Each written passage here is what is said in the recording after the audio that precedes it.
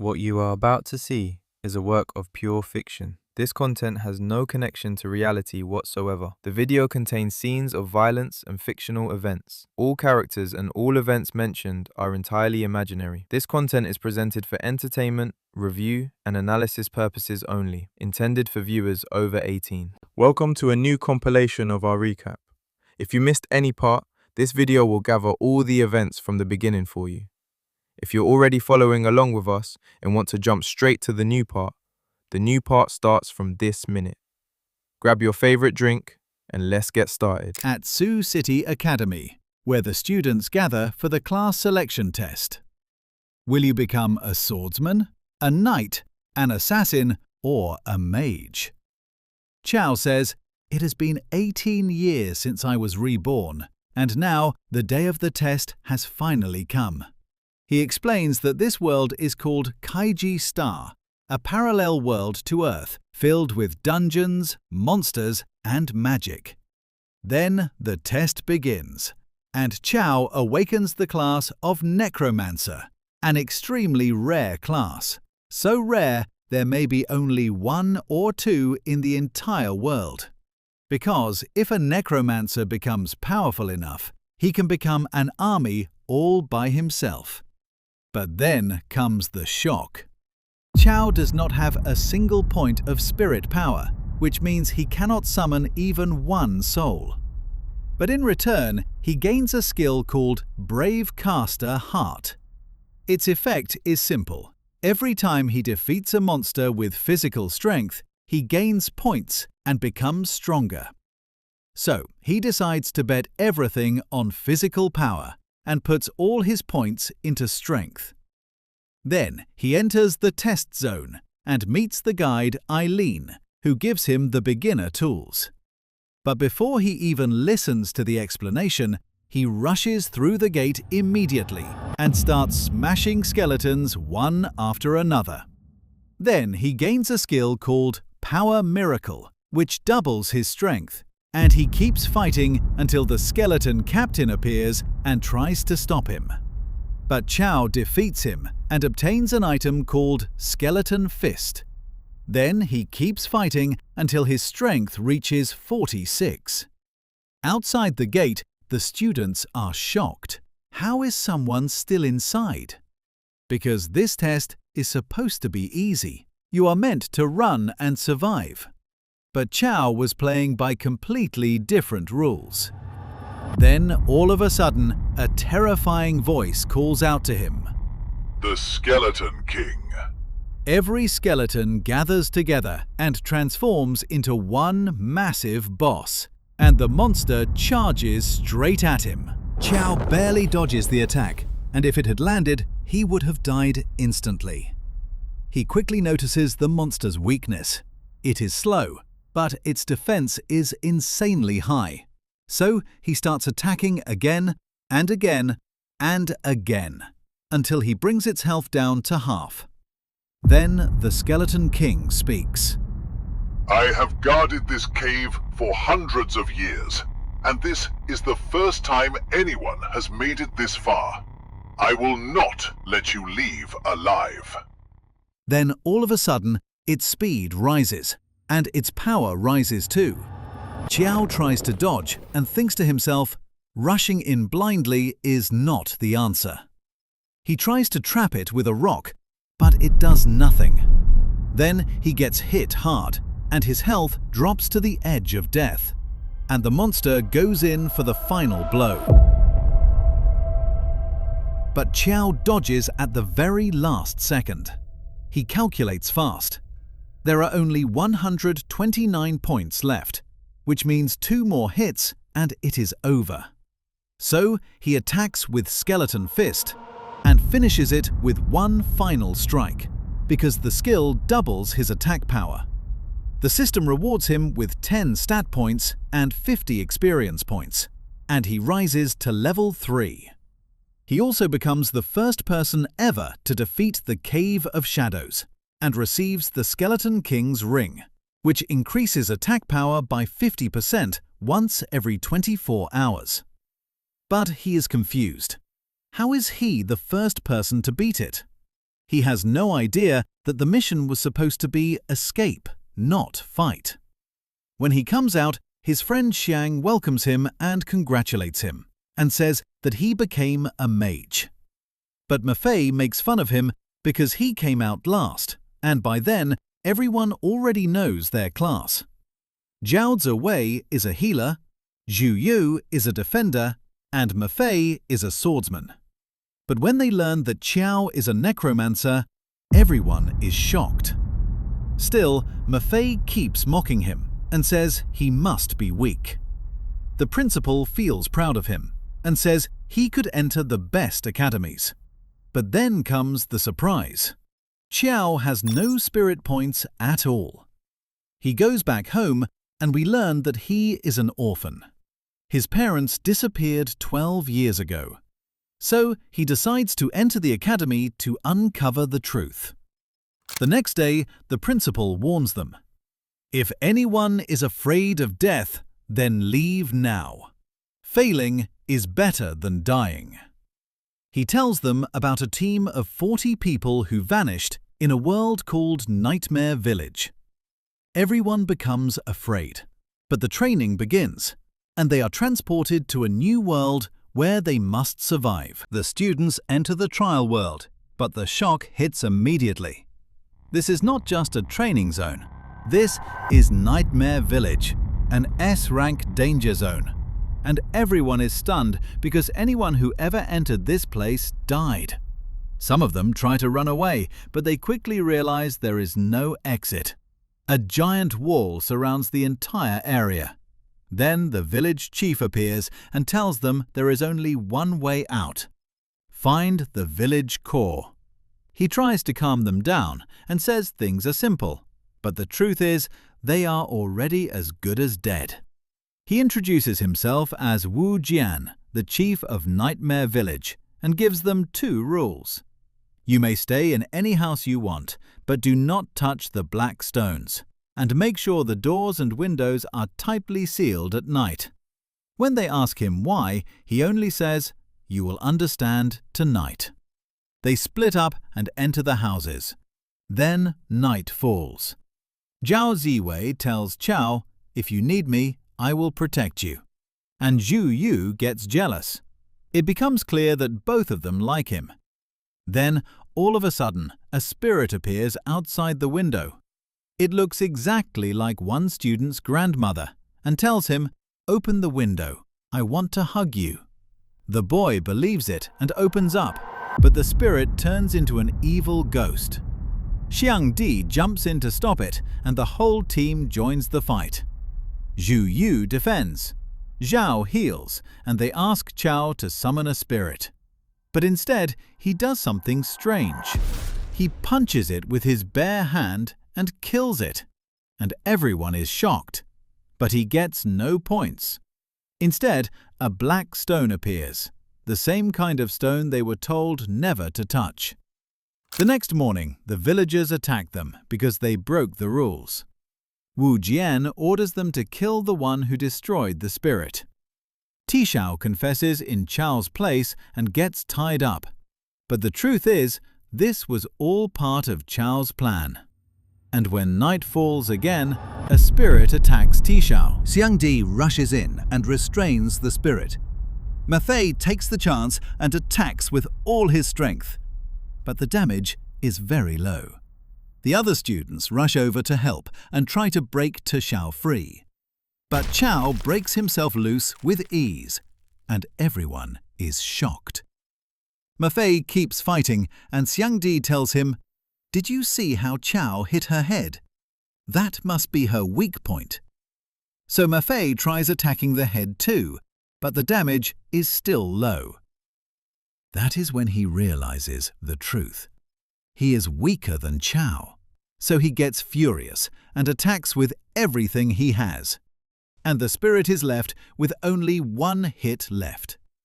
Then Qiao steps in and finishes her himself. Mafei gets extremely upset, but the team stops him. Suddenly, 2 more spirits appear and charge at them.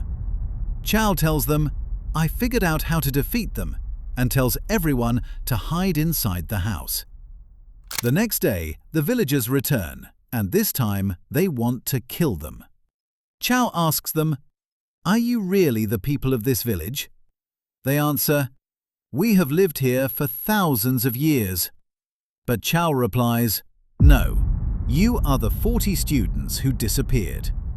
Wu Jian laughs and tells him, "You are making up stories."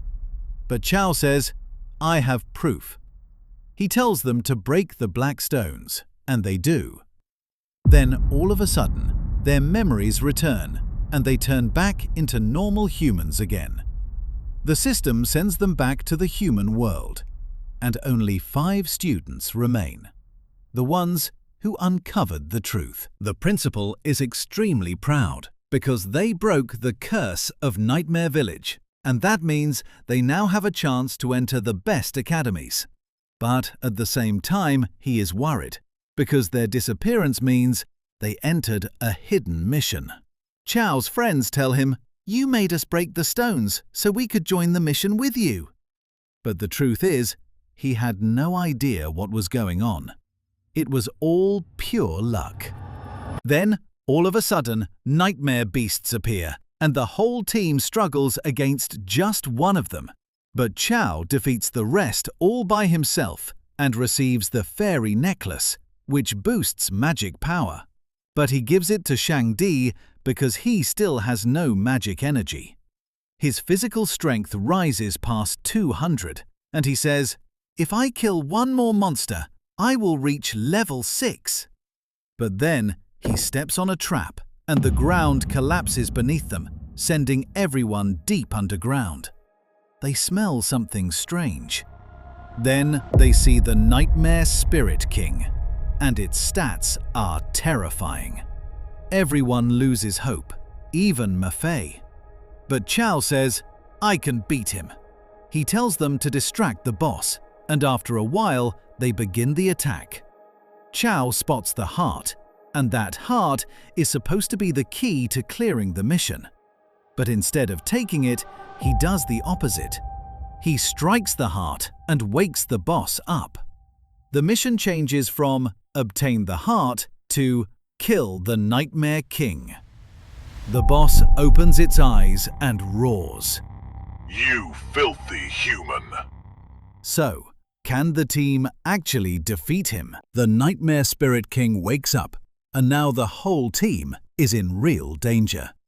Chiao tells Mafei to distract him, but Mafei is already frustrated because Chiao alone dealt more than 500 damage, while he, at full power, can barely deal 10.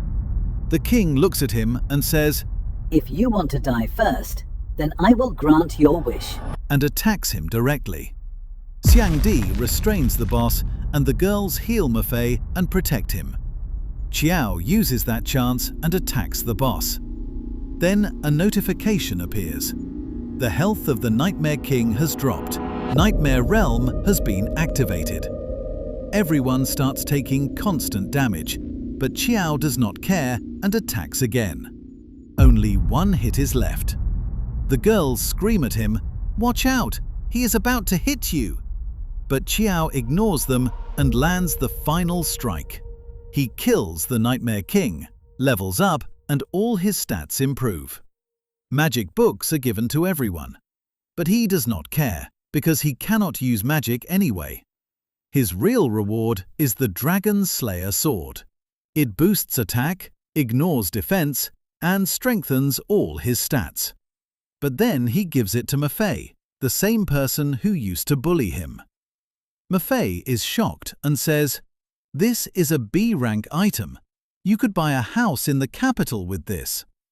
Chiao replies, "We are a team and we share everything, and since I will not use it, it is yours."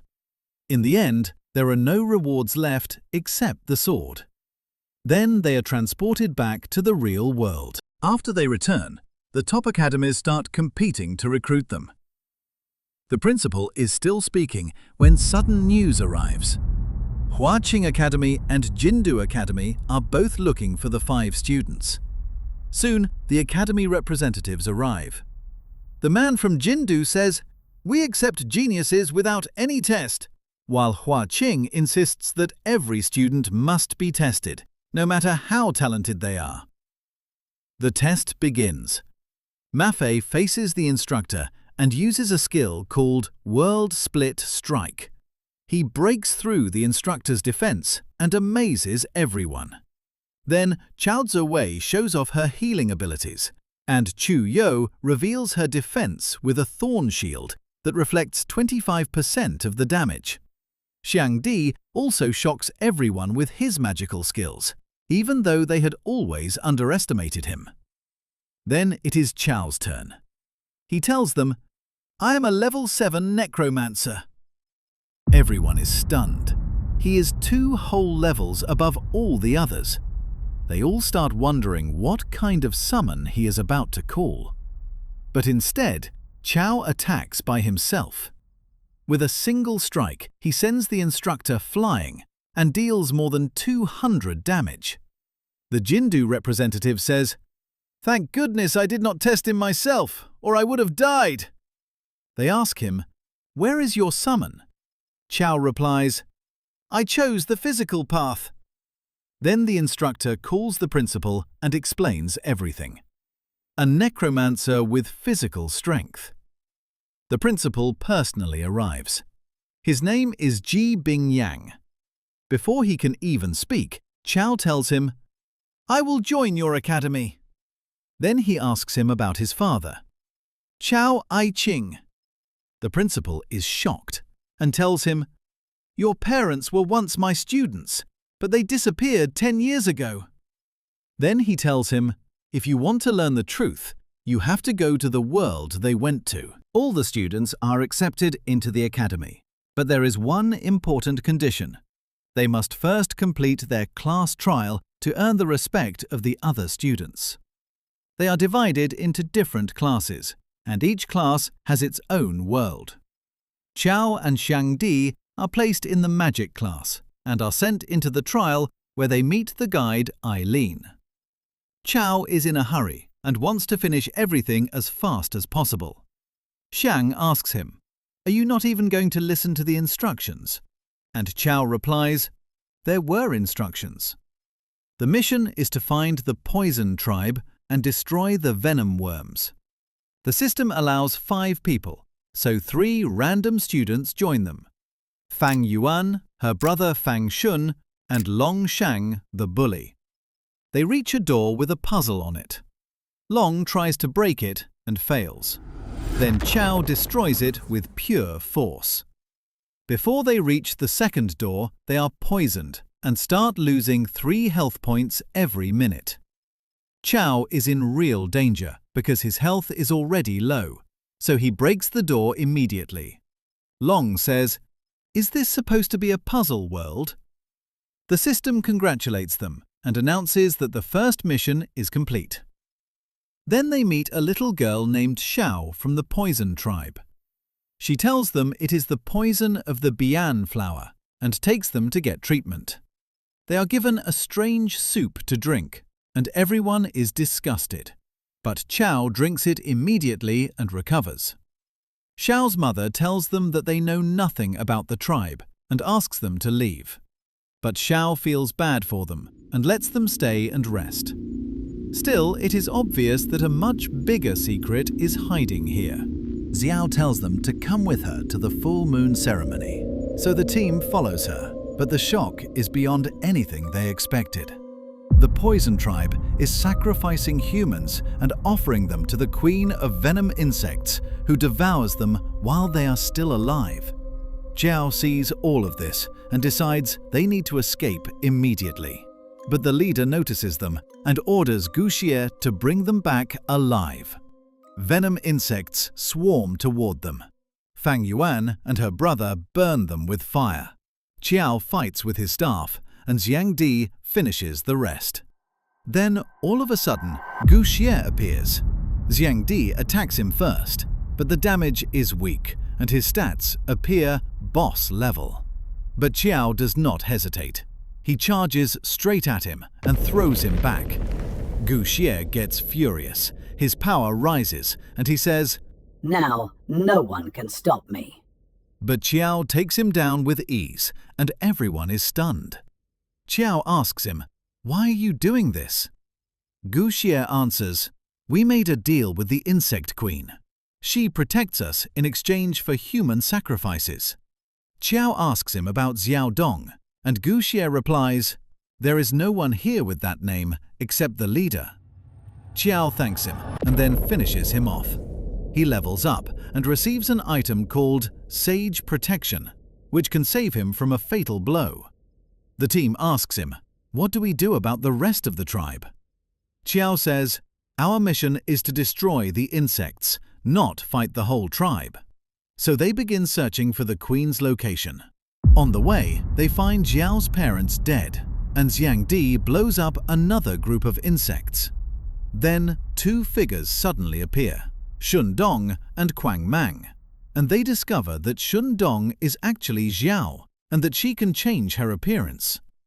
Qiao turns furious when he learns that she killed her own parents, and it looks like he has no intention of letting her live. Xiao laughs and tells him, "Do not worry, you will see them very soon."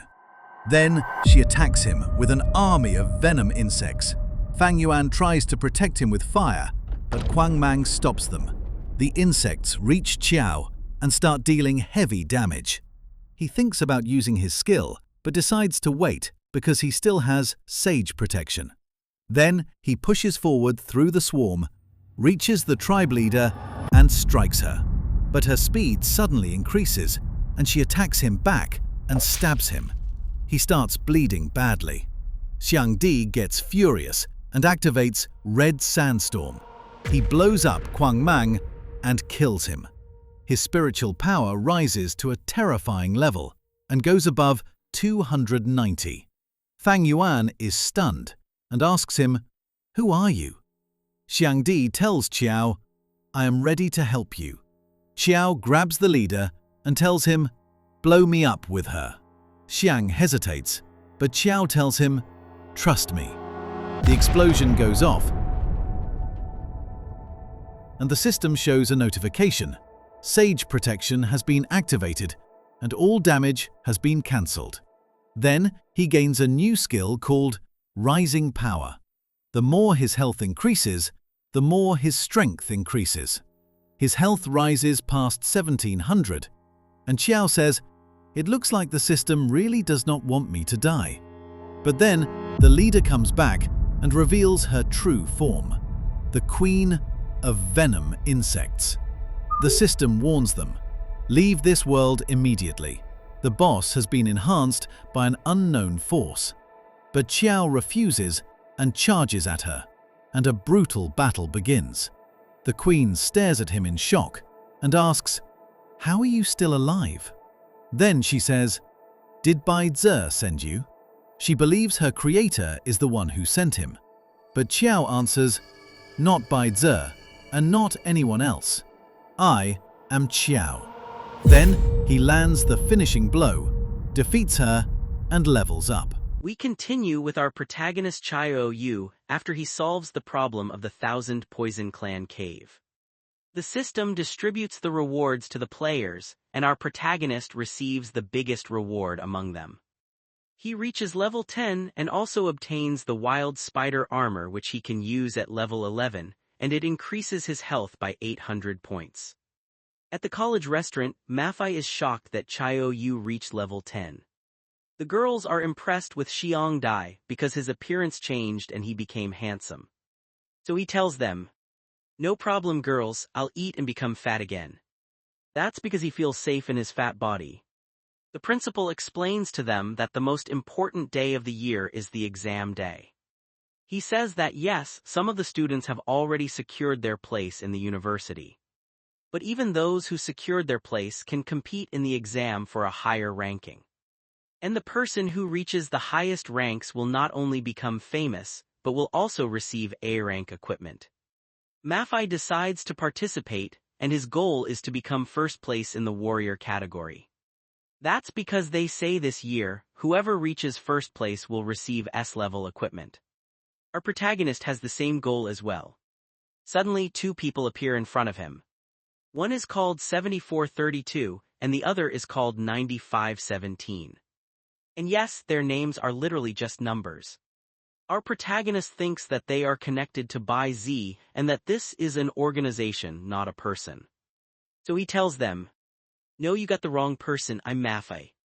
They apologize to him, but one of them slaps the other and says, "You actually believed him." Then they attack Chio-yu. But our protagonist hits one of them with a single strike and takes him down immediately. So the second one says, "We're sorry, Maffei, we thought you were Chio-yu because he's just a mage. And he is actually Chio-yu, but he's trying to hide his identity."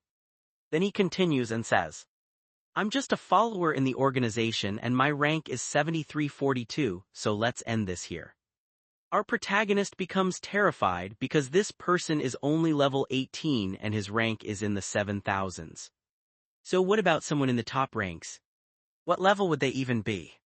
The protagonist leaves them and tells them, "I hope you managed to find Chio-yu." At home, he starts searching for Bai Z on the internet. He finds out that it is a mythical creature with white fur, as strong as a lion with flames surrounding its body.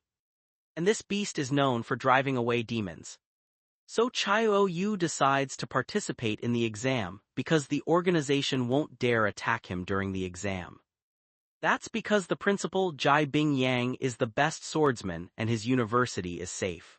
After that, we see a scene of our protagonist saying, "Could this cube be used to distinguish special worlds from ordinary ones? Is it possible that my parents left it for me? And what exactly is the Bai Z organization? Does it have anything to do with my parents?" Meanwhile, the two people who attacked Chio-yu earlier are standing with their leader. They report to her that they attacked the wrong person and that Chio-yu is not a normal mage and his strength is huge. So she tells them, "Let's focus our work on Sioux City first." A few days later at the university, Chio-yu is with the principal. He shows the principal the cube he obtained and tells him that he wants to open it because it is sealed. The principal tells him that if he doesn't have the password, then the solution is the master key. This key can open the cube without damaging its contents. He tells him that the key exists in the kingdom of machines. He warns him because there are many players there. That's because there was once a war between humans and machines, but they signed a peace treaty afterward. Our protagonist is searching for a person named Hua Jun, and he is the one who can guide him to the key. Near him, an old man accidentally bumps into two young men. They start bullying him and demand compensation from him. But Chio-yu steps in, hits one of them and sends him flying. The second one apologizes and says, "I'll compensate both of you, but please let us leave." And our protagonist actually lets them go. The old man wants to repay Chio-yu. So Chio-yu asks him, "Do you know the city lord? I want to meet him because I need the master key." The old man replies, "I don't have money to repay your kindness, but I can help you meet the city lord." Then the old man tells him, "Be careful because he is strong." Chio-yu replies, "Old man, I only used 1% of my strength." In another place, we see someone saying that Hua Jun, the person our protagonist is looking for, will hold an academic lecture. He asks the person standing beside him to kidnap him and bring him over. The person replies, "Yes, Miss Monde. So who is this woman? We know in a little while." The old man takes Chio-yu to the palace and tells him, "You'll find the city lord here." Then he disappears from beside him. As soon as our protagonist enters, he sees the old man sitting among the guards. And yes, the old man himself is Hua Jun, the lord of the city of machines. He tells him that he was acting because he was looking for a strong person to protect him. That's because he is going to hold a lecture tomorrow about machines and organic life. And the robots, the two people we saw earlier, want his research and won't let this chance pass.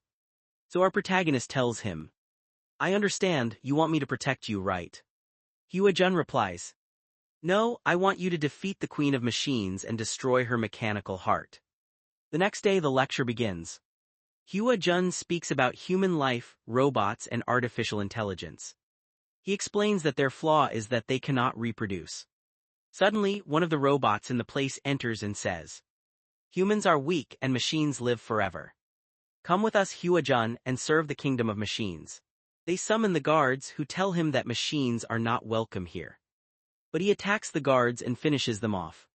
Professor Huajun tells Chao-Yu that he will go with them, and that he is relying on him to defeat the king of machines. Then a person named Monde appears, releases tentacles and pulls Huajun away with them. Chao-Yu stands in front of the machine that defeated the guards and tells him, "You think your body is strong?" The machine offers him the chance to obtain a powerful mechanical body. But our protagonist refuses. He punches him and pierces through his body. The machine is shocked and wonders how he did that. Chao-Yu tells him, "I just punched you, that's all." Then he hits him again and says, "Take me to your leader." And he literally uses him like a flying carpet. In the kingdom of machines, Monde tells Huajun, "We apologize for bringing you here this way." Huajun refuses to cooperate. But Monde tells him not to rush. He shows him the heart that has started transforming into a god. Then he offers him the chance to join them and develop their technology. But Huajun tells him, "You are just a person who betrayed humans and joined the robots." Suddenly, Monde throws a group of humans in front of the heart, and the heart absorbs them without any mercy. After that, our protagonist reaches the kingdom of machines and defeats a large number of guards. Then we return to Monde, who explains that the purpose of this heart was to turn humans into machines. But it transformed into a monster that devours souls endlessly. At that moment, one of the guards enters and tells them that a human is trying to break into the place. Then Chao-Yu appears in front of them, and he clearly isn't here to play around. Monde thinks that Chao-Yu has the sacred body, and that this is the reason he is able to defeat the guards. But honestly, our protagonist only said that randomly. He doesn't have a sacred body or anything. 2 guards attack Chao-Yu, but he defeats them with complete ease. Monde gets excited because he wants to turn Chao-Yu into a and use the potential of his body. Our protagonist tries to destroy the Iron Heart Marta, but Monde tries to stop him. But our protagonist hits him with a strike that sends him flying into the wall. Then he hits the heart again and destroys it. He gains 100 experience points. Chao-Yu looks at Monde and tells him, "You are a human and you kill humans just for machines. Don't worry. Your turn is coming." Monde gets scared and tells him that even though he is strong, the queen will forgive him. Huajun warns him not to be deceived by Monde's words and tells him that there is no queen in the first place. But despite that, our protagonist still follows him. Then we see that Monde made a mechanical insect attack him. And the system says, the mechanical insect can parasitize the human body and gradually perform mechanical modifications. But before the insect can touch our protagonist, he hits it and destroys it. Then he hits Monde and tells him, "I knew you were planning something. You thought you could trick me while you're just a level 15 follower." Monde uses a type of dust and forms an iron hand, then attacks our protagonist. He tells him, "I will cut off your limbs and take you to the queen myself." But our protagonist grabs the metal hand and punches him in the stomach. Then he hits him in the head and sends him flying into the wall. At that moment, Monde appears in a new form and tells him, "I'll admit it. I underestimated you." We notice that his body has become completely metallic and his appearance has changed. So our protagonist tells him, "So this is mechanical evolution. I'd rather die than turn into that." But with one attack from our protagonist, he finishes him off. He obtains the title Beginner Mage. I don't even know how he is a mage when he doesn't have a single spirit point. Everyone he defeats is taken down with his arm alone. Anyway, he obtains the Master Key. But our protagonist is still not satisfied with that. So he decides to enter the queen's room. But the password is wrong. The queen becomes confused. If he defeated Monde and received the reward, why is he trying to enter my room? So our protagonist uses the strength of his fist like an idiot and breaks the door. At first, our protagonist thinks she is a little girl. But she tells him, "I am the queen of machines." And all of her stats are unknown except for her health points, which exceed 100,000. It is written in her stats that she is a legendary character at level 47. When our protagonist sees these stats, he tells her, "I'm sorry. Looks like I took the wrong way. Peace be upon you, I'm leaving." But she releases artificial tentacles, binds him, and pulls him toward her. She tells him, "Don't be afraid. I won't hurt you." Then she reads all his thoughts and memories. She discovers that he is from another world and that her world is just a game or fiction. She wants to become free and reach the real world. So our protagonist tells her, "Even if you kill me, that won't let you leave this world. That's because I'm just a player, not someone who controls worlds." Then she puts her hand inside her chest and takes out her heart. And that is the heart of the Queen of Machines. She tells him to take her heart with him to the outside world. Then she will manifest there and see the world with her own eyes. Chaoyu asks her, "Aren't you afraid that I'll break my promise to you?" She tells him, "When I saw your memories, I realized that you are not that type of person." And with that, Chaoyu completes the mission. He obtains a skill book and a mechanical glove, which increases critical strikes by 30%. Chaoyu returns to the university, but he doesn't find the principal. He uses the key and opens the cube. Inside, he finds the green crescent dragon sword. And it is an upgradable weapon. Then the teacher appears and tells him, "Chaoyu, forget the cube for now and go to the exam before you miss it." One of the students is annoyed that the students still haven't gathered completely. He says that Chaoyu's friends are just failures and that their presence is the same as their absence. They tell them that their college always comes first in every exam. And they say that their friend must have gotten scared and didn't show up. Chaoyu's friends become very annoyed because of them. They keep mocking them until Mafi says, "Listen, students of the first college, I will end your legend, and my only rival is Chaoyu." At the same time, Chaoyu is running to reach the exam. The vice principal is about to start the exam and he himself wants Chaoyu to attend. And at that moment, our protagonist finally arrives. The students of the first college say, "You made us wait for this loser." So Chaoyu says, "Who are these idiots?" The students of the first college swear that they will beat him up. So our protagonist tells them, "Show me that courage in the exam." And before they can insult him, a student from their team appears and says, "Our goal is first place, not causing trouble." So all of them go silent out of respect for him. And this person's name is Gusu. After that, the exam finally begins. The supervisor introduces himself as Jin Tong. He explains that the exam will be made up of rounds. Every loss will deduct 1 point from your score. Every win will give you 1 point. A winning streak will give you an extra point. But a losing streak will not deduct extra points. After 10 rounds, there will be a match between the top 10 students to decide first place. Then he announces the start of the exam, and all the parents start cheering for their children.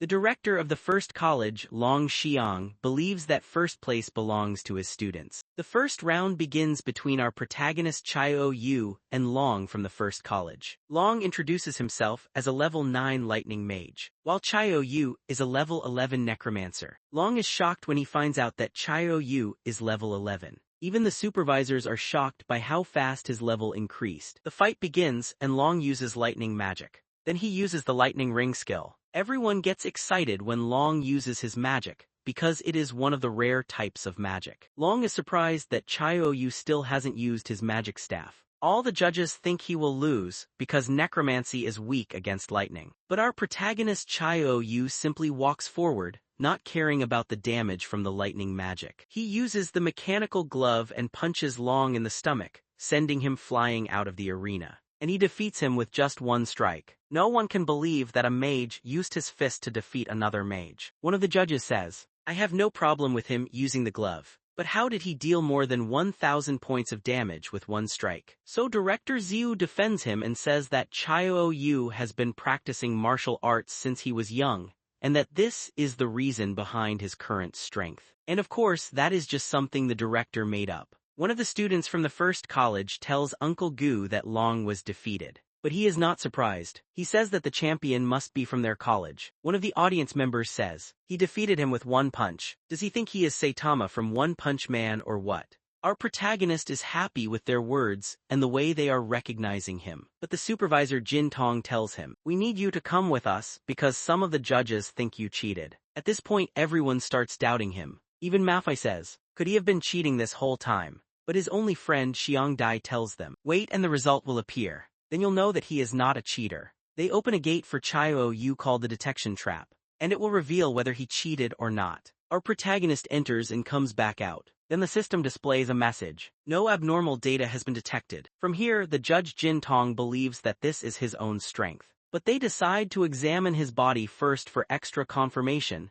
just in case he used forbidden drugs. His second opponent is waiting for him. Everyone still thinks he is a cheater. And if he is late, his defeat will be announced. Our protagonist Chio Yu is in the bathroom doing a urine test. Test shows no problem, so they decide to return him to the exam again.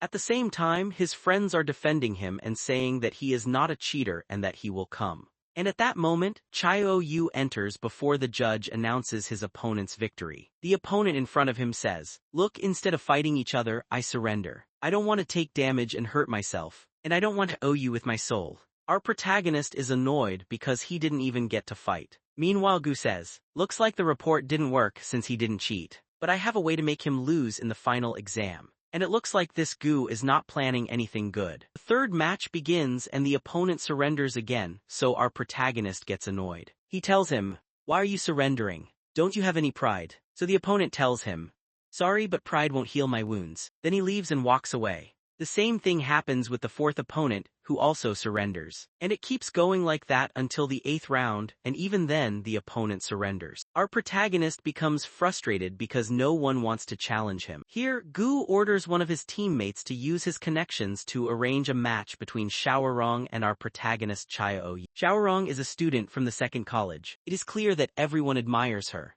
The match begins. She is a level 11 mage, exactly like our protagonist. Chio Yu asks her, you're not going to surrender too? She says, why would I surrender? So he gets happy because finally someone wants to face him. The audience says, that crazy Chio Yu, does he really think he is going to hit Xiaorong? Chio Yu laughs and says, of course I won't do that, guys. Calm down a little. Then he takes out the green crescent dragon sword and attacks her. Xiaorong uses ice magic, but he breaks it with the sword. Then he jumps to strike her. But she says, finally you left the ground. That arrogance is what will ruin you. He uses the eternal ice wall on him and freezes him in place. Everyone thinks she has won, but the judge tells her that she will only win if his health points run out. And indeed, we see our protagonist continuously taking damage. But for him, the damage is small because his health points are more than 3,600. He tries to break the ice wall, but she rebuilds it. However, her magic runs out, and our protagonist finally frees himself and tells her, I'm free now. He tells her, aren't you going to admit defeat? She says, never. So he hits her with the sword and sends her flying out of the arena. Everyone becomes annoyed. How could he be so rough with a beautiful girl like Xiaorong? So Chio Yu tells them, that's not my problem. This is an exam. Director Xiu tells them, say, I told you no one can defeat Chio Yu. Xiaorong's mother helps her daughter up and tells her, this is not your fault. It is that boy's fault because he is not even a mage. Our protagonist feels annoyed because everyone keeps accusing him falsely. And he says to himself, so a mage who strengthens himself is not a mage or what? Gu's teammates inform him that Xiaorong failed and that Chio Yu now has 10 consecutive wins. So Gu says, those failures from the second academy. Looks like I have to handle this myself. At Xiaorong's side, her mother tells her that her opponent was not supposed to be Chio Yu. So she understands that someone changed her opponent to expose her to defeat. Xiaorong goes to Chio Yu and tells him that someone changed the schedule so she would face him. And it looks like that person doesn't have good intentions for him. So he tells her, the one who uses cheap tricks like that doesn't deserve to win in the end. The final match begins. Our protagonist Chio Yu enters the arena. Then a smug, muscular guy enters. Chio Yu hits him with one strike and finishes him. Everyone cheers for Chio Yu, and it becomes clear that they now acknowledge his strength. Gu appears in front of him and tells him, I'll give you 5 million if you withdraw right now.